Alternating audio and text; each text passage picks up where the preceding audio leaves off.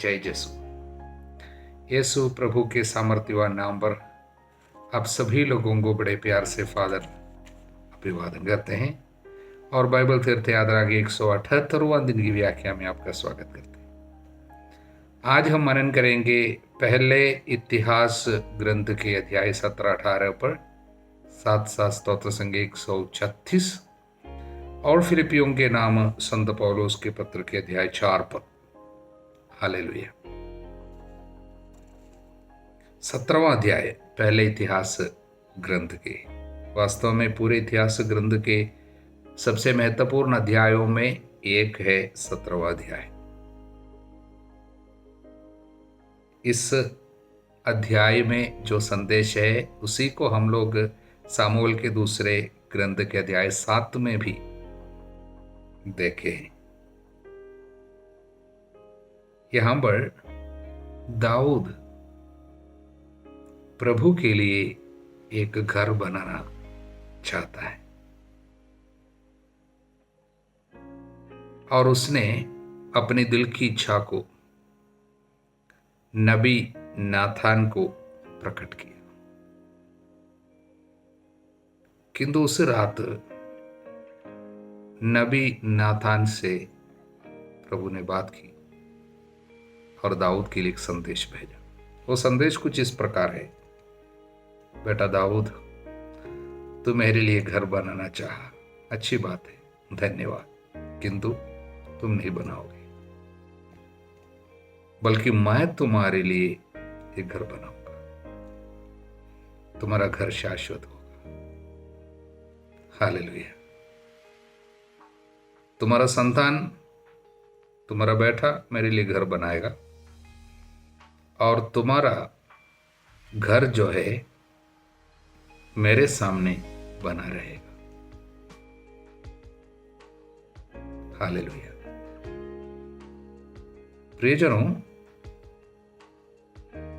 दाऊद ने प्रभु से जो वादा किया था घर बनाने की, प्रभु के लिए घर बनाने की बात जो की, उससे बड़ी एक बात सबसे पहले प्रभु करने जा रहे, वो है मैं तुम्हारे लिए घर बनाऊंगा। मतलब तुम्हारा वंश, तुम्हारा घराना वो बना रहेगा मेरे सामने, शाश्वत होगा। राजत्व तुमसे अलग नहीं किया जाएगा। तो प्रभु जो करने जा रहे हैं, वो राजा जो करना चाहता था, दाऊद जो करना चाहता था प्रभु के लिए, उससे बढ़कर है। हालेलुया। क्योंकि दाऊद जो बनाएगा प्रभु के लिए जो मंदिर है, वो स्थायी नहीं है, हमेशा बने रहने वाला नहीं है, उसका अंत होगा, वो गिरा दिया जाएगा। किंतु प्रभु जो दाऊद के लिए वादा किया है वो शाश्वत है, क्योंकि दाऊद की उस घराने पे मसीहा आएगा, ईश्वर का पुत्र आने वाला है। इसलिए प्रभु जो कार्य दाऊद के लिए करने की वादा कर रहे हैं वो एक आध्यात्मिक बात है, शाश्वत है, अंत तक बने रहने वाला एक कार्य है, मसीहा का शासन, ईश्वर का राज। इसलिए ये अध्याय बहुत ही महत्वपूर्ण है। हालेलुया। इसलिए मैथ्यू हेनरी बाइबल का जब अध्ययन किया है और उसके विषय में कमेंटरी दिया है, तो उसने इस तरह लिखा, इस अध्याय की विशेषता 2 भाग है। पहले भाग में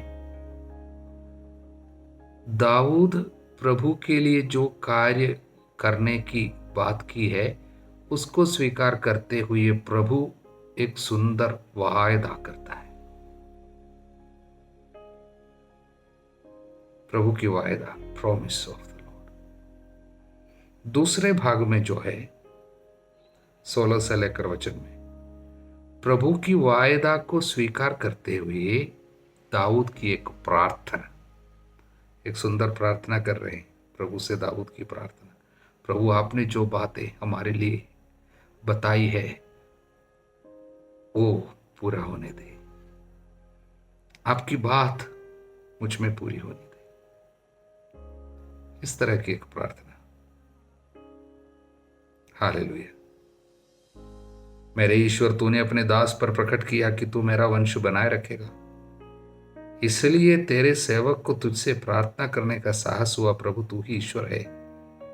तूने अपने सेवक से कल्याण की यह प्रतिज्ञा की है। प्रभु अब अपने सेवक के वंश को आशीर्वाद प्रदान कर, जिसे वो सदा तेरे सामने बना रहे, क्योंकि तेरे आशीर्वाद के फल स्वरूप ये वंश सदा ही फलता फूलता रहेगा। हालेलुया। इसलिए प्रभु जो वादा इस अध्याय पे कर रहे हैं, वास्तव में मसीहा के आगमन की बात है। एक मसीहानिक प्रोफेसी है। इसलिए यह अध्याय बहुत ही महत्वपूर्ण है। प्रभु को हम धन्यवाद देते हैं। जब प्रभु के लिए राजा कुछ करना चाहा, उससे बड़ा कार्य प्रभु दाऊद के लिए करना चाहा। जो मेरा आदर करेगा, मैं उनका आदर करूंगा। प्रभु के लिए हमारा उत्साह जितना होता है, उससे कई गुना ज्यादा उत्साह प्रभु हमारे लिए दिखाता है। हालेलुया। ऐसा बताया जाता है, इंग्लिश में ऐसे एक कहावत है, no one can out give God. हम प्रभु को अधिक नहीं दे सकता। जितना हम देते हैं उससे ज्यादा वो हमको देता रहेगा। इसलिए हम कभी ये कह नहीं सकते मैंने प्रभु के लिए बहुत कुछ किया। कुछ नहीं। जितना हम करने को सोचते हैं उससे कई गुना ज्यादा वो हमारे लिए कर डालते हैं। ये हमारा प्रभु है। हालेलुया। और 18वां अध्याय देखिए, प्रभु के लिए जब दाऊद कुछ करना चाहा, घर बनाना चाहा, उसके लिए दो चीज की जरूरत थी। एक देश में शांति, यानी शत्रुओं से मुक्ति, एक आरामदायक जीवन सभी लोग बिता पाए, सिक्योरिटी, प्रोटेक्शन, संरक्षण। दूसरी बात है संपत्ति। घर बनाना है प्रभु के लिए। तो भले ही दाऊद घर प्रभु के लिए बना नहीं पाया, किंतु दाऊद अपने संतान सुलेमान के समय में घर वो बना पाए प्रभु के लिए। उसके लिए ये दो चीजों की जरूरत थी, उसको प्राप्त कर रहे हैं। देश में शांति, संरक्षण, शत्रुओं के ऊपर अधिकार, शत्रुओं से छुटकारा और संपत्ति। इसलिए 18वां अध्याय से अगले 2-3 अध्याय में हम वो देखते हैं किस तरह ये दोनों चीज वो प्राप्त करते हैं। इसमें वचन 6 में हम पढ़ते हैं, दाऊद जहां भी जाता था प्रभु उसे वहां विजय दिलाता था।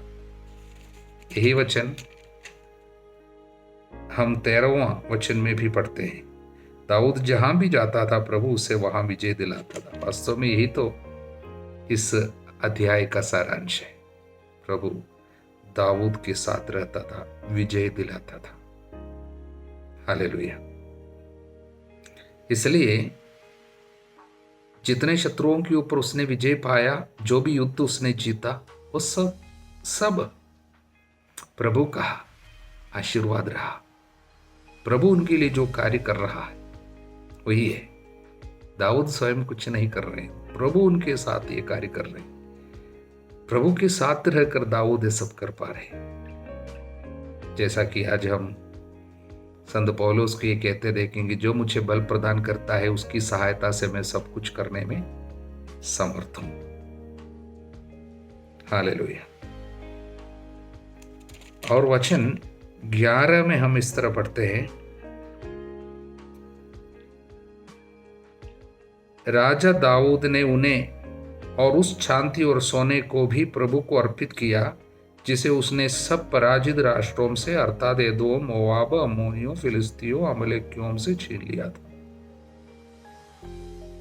सब प्रभु को अर्पित किया। वचन 9 से हम पढ़ते हैं, जब हमात के राजा तोई ने सुना दाऊद ने सोवा के राजा हदद-एजेर की सारी सेना को पराजित कर दिया, तो तोई ने अपने पुत्र हदोराम को राजा दाऊद के यहाँ प्रणाम करने और बधाई देने के लिए भेजा कि उसने हदद-एजेर को युद्ध में पराजित किया है, क्योंकि हदद-एजेर ने तोई का भी बैर था। हदद-एजेर से तोई का भी बैर था। हदोराम चांदी, सोने, कांसे के सब प्रकार के सामान भी ले आया, सब दाऊद को दिया। राजा दाऊद ने उन्हें और उस चांदी और सोने को भी प्रभु को अर्पित किया, जिसे उसने सब पराजित राष्ट्रों से एकत्रित किया था। इससे संदेश क्या है? राजा दाऊद सब कुछ के लिए प्रभु को महिमा चढ़ाते। हालेलुया। जो कुछ उनके साथ हुई है उसके लिए उसने प्रभु को महिमा दिया। वो स्वीकार कर रहे हैं, मेरे साथ जो भी हो रहे ये प्रभु की कृपा है, प्रभु का कार्य है। इसलिए अपनी जीत की सफलता के समय में उसने प्रभु को नहीं छोड़ा, नहीं त्यागा, नहीं भूला, बल्कि सब कुछ का श्रेय प्रभु को देता रहा। ये बहुत ही महत्वपूर्ण कार्य है। दाऊद के जीवन की एक बहुत ही महत्वपूर्ण पहलू यह है, सब कुछ में प्रभु को महिमा देता जाना। हालेलुया, प्रभु को धन्यवाद। तो यही है 18वां अध्याय। अब हम स्तोत्र संज्ञा 136 में हैं, धन्यवाद का एक भजन। इस तरह ये स्तोत्र शुरू होते हैं, प्रभु की स्तुति करो क्योंकि वो भला है, उसका प्रेम अनंत काल तक बना रहता है। इस स्तोत्र में एक विशेषता, जैसे हम पढ़ते हैं हमको समझ में आएंगे, हर एक वचन का दूसरा भाग एक ही है, दोहराया गया है। वो पूरे स्तोत्र में उस वचन को दोहराया गया है, यानी हर वचन का दूसरा भाग सेम है, एक ही है। वो क्या है? उसका प्रेम अनंत काल तक बना रहता है। हालेलुया। एक भंगी के लिए कि ये गीत अच्छा लगे उसके लिए, और यानी लिखने की जो तरीका होती है उस तरीके के अंतर्गत आई हुई एक चीज केवल नहीं है, बल्कि पवित्र आत्मा ईश्वर इस स्तोत्र में एक बहुत बड़ा संदेश हमारे सामने रख रहे हैं। ईश्वर के बारे में जो चीज हम सबसे ज्यादा बता सकते हैं, सबसे ज्यादा हमें बोलना चाहिए, वो चीज यही है, उसका प्रेम अनंत काल तक बना रहता है। ये घोषणा हमारे सामने की जा रही है कि ईश्वर का प्यार जो है, उसका प्रेम जो है, उसका कोई अंत नहीं। ये बात प्रभु हमारे सामने रख रहे हैं कि हमारे जीवन में जो भी चीज, जो भी भलाई, जो भी कृपा हम महसूस करते हैं, जो भलाई को हम देखते हैं, सबके पीछे एक ही बात है, उसका प्रेम बना रहता है। बने रहने वाला ईश्वर का प्रेम, उसकी घोषणा है ये स्तोत्र। वास्तव में ये स्तोत्र जो है प्रभु के अनंत काल तक बने रहने वाले प्यार के एक प्रकटन है, और उसका सेलिब्रेशन है, उसको मना रहे। हालेलुया।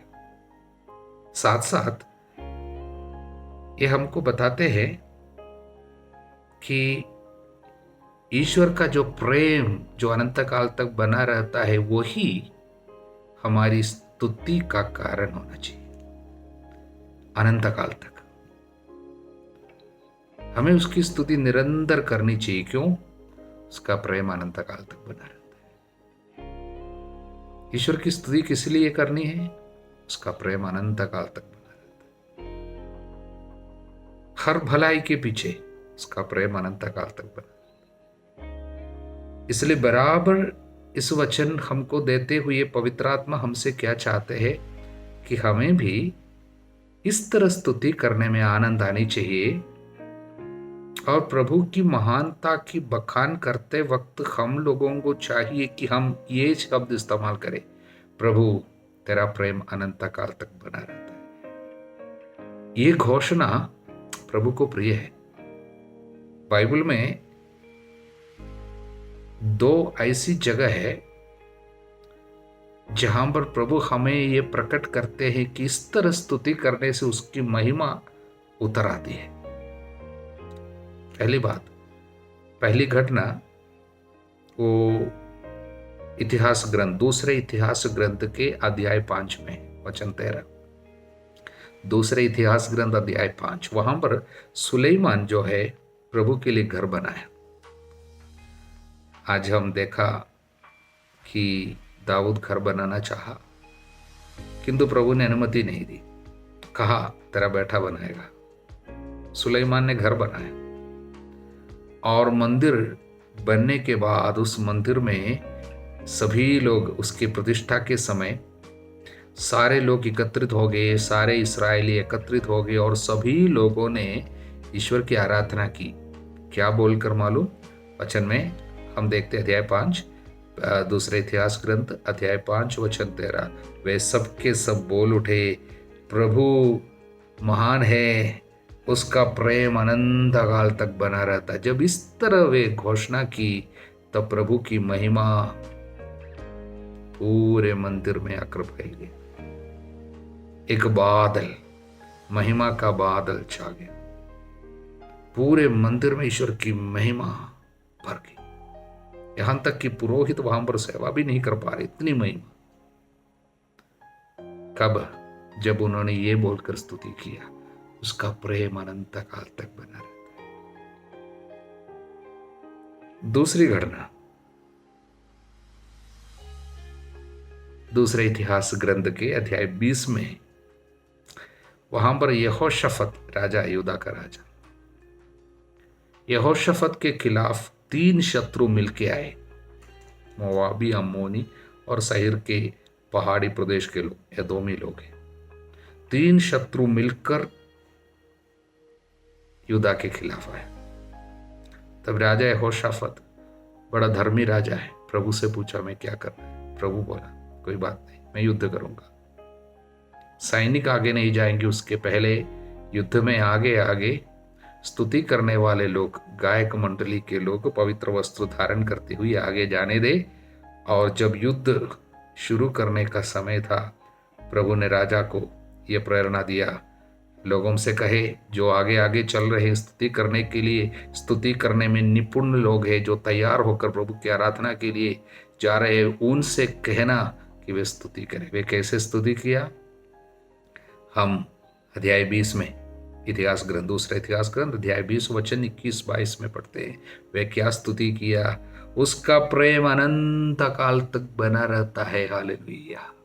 इस तरह स्तुति की। तब अचानक प्रभु का सामर्थ्य उतरा है और शत्रु आपस में लड़ने लगे। इजरायलियों को, यानी यहूदा के वंशजों को, यहोशाफत और उनके सैनिकों को कुछ भी करना नहीं पड़ा। वे स्तुति करते रहे, ये बोलते रहे, क्या बोलते रहे? उसका प्रेम अनंत काल तक बना रहता, हालेलुया। उसका प्रेम अनंत काल तक बना रहता, हालेलुया। उसका प्रेम अनंत काल तक बना रहता, हालेलुया। जब ऐसा बोला, शत्रु पराजित हो गए। प्रभु का सामर्थ्य उतर आए, प्रभु ने अपनी महिमा को प्रकट किया। इससे प्रभु हमको क्या संदेश देना चाहते हैं कि हमें निरंतर अपने जीवन में ये बोलना चाहिए, प्रभु तेरा प्रेम अनंत काल तक बना रहता है। एक दिन 2 दिन नहीं, जब हम अच्छा करता है उस समय नहीं, सुख की वेला में नहीं, अनंत काल तक बना रहता है। हम जब पाप में हैं तब भी तेरा प्रेम बना रहता है। जब हम तकलीफ में हैं, तेरा प्रेम अनंत काल तक बना रहता है। जब हम दूर भागते तब भी तेरा प्रेम बना रहता है। इसलिए हम लोगों को चाहिए कि इस वचन को बराबर अपने स्तुति का शब्द बनाए और निरंतर ये बोलकर हम स्तुति करें, प्रभु तेरा प्रेम अनंत काल तक बना रहता है, जिससे हमारे जीवन में चमत्कार प्रकट हो। प्रभु को धन्यवाद। हालेलुया। अब हम फिलिपियों के नाम संत पौलुस के पत्र के अंतिम अध्याय पर है, 14 अध्याय। हमने देखा ये फिलिपियों के नाम लिखे पत्र कारागृह से लिखे हुए एक पत्र है। 4 पत्र ऐसे हैं जो कारागृह से लिखा था, उसमें एक। और इस पत्र की विशेषता, उसके विषय में पहले हम देख चुके हैं। किस तरह संत पौलुस दुख, संकट, तकलीफ, परेशानी को हमारे सामने रखते हुए कहते हैं कि ये हमारे दुख, हमारे आनंद को छीनना नहीं चाहिए, क्योंकि दुख भोग में आशीर्वाद छिपी हुई है। इस बात को समझाया। आनंद की बात, निरंतर आनंदित रहने की बात हम बताई। और ये सब समझाते हुए इस अध्याय में संत पौलुस फिलिपियों की उदारता के लिए धन्यवाद देते हैं। उनके द्वारा जो सहायता मिली है सेवा कार्य में, उसके लिए धन्यवाद देते हैं। और कुछ बहुत ही सुंदर शिक्षा अंत में उनको दे रहे। पहली बात, अध्याय 4 वचन 4, आप लोग प्रभु में हर समय प्रसन्न रहे। मैं फिर कहता हूं, प्रसन्न रहे। Rejoice in the Lord always. And again I say rejoice. क्योंकि संत पौलुस बराबर इस शिक्षा को हमारे सामने रखते हुए हम देखे हैं कि एक व्यक्ति जो ईश्वर की कृपा में रहना चाहते हैं, उनको चाहिए कि प्रभु को आनंद का स्रोत मानकर चलिए। चाहे आप कारागृह में हो, चाहे घर पे हो, चाहे रास्ते पे हो, चाहे तकलीफ सह रहे हो, चाहे आप गरीब हो, प्रभु को आनंद का स्रोत मानकर चलिए। पहली बात। इसलिए संत पौलुस कहता है आप लोग प्रसन्न रहे। ये छोटे से पत्र में केवल 4 अध्याय है, कम से कम 13 से ज्यादा बार आनंद की बात संत पौलुस बताए। प्रभु को धन्यवाद। हालेलुया। और दूसरी बात, वचन 13, जो मुझे बल प्रदान करते हैं, मैं उनकी सहायता से सब कुछ कर सकता हूं। जो मुझे बल प्रदान करता है, उसकी सहायता से मैं सब कुछ कर सकता हूं। इसलिए संत पौलुस से हम पर कह रहे हैं कि हर हालत में, हर परिस्थिति में मैं खुश हूं, मैं ठीक हूं, मैं जानता हूं कि किस तरह रहना है। हालेलुया। इसलिए संत पौलुस हमें बताते हैं कि जीवन के उतार चढ़ाव का, शायद दरिद्रता हो, संपन्नता हो, भूख हो, समृद्धि हो, इस तरह जीवन के हर उतार चढ़ाव के अनुभव हम लोगों को मिलना चाहिए होगा। लेकिन उस समय निराश नहीं होना है, आनंदित रहना है, और ये मालूम होना है कि जो मुझे बल प्रदान करता है, उसकी सहायता से मैं सब कुछ कर सकता हूं। तीसरा मुख्य संदेश, वचन 17, मैं दान पाने के लिए उत्सुक नहीं हूं, मैं इसलिए उत्सुक हूं कि हिसाब में आपकी जमा बाकी बढ़ती जाए। संत पौलुस कहते हैं कि आपसे मैंने दान पाया, चढ़ावा आपने दिया, प्रभु के कार्य के लिए आपने दान दिया, ये बहुत अच्छी बात है। ये नहीं सोचना मैं आपका दान पाने के लिए उत्सुक रहता था, नहीं, बल्कि मैं किस लिए उत्सुक रहता हूं, मैं क्या चाहता हूं। मैं इसलिए उत्सुक हूं कि हिसाब में आपकी जमा बाकी बढ़ती जाए। इसका मतलब जितना ज्यादा आप देंगे, उतना ज्यादा आपके खाते में जमा बाकी बढ़ता जाए। जितना आप देंगे, उतना ज्यादा आपके खाते में बाकी रह जाएगी। इसका मतलब संत पौलुस हमको ये बताना चाहते हैं, लेने की अपेक्षा देना ही अधिक सुखद है। जो चीज हम प्रभु के लिए देते हैं वास्तव में वो ही हमारे लिए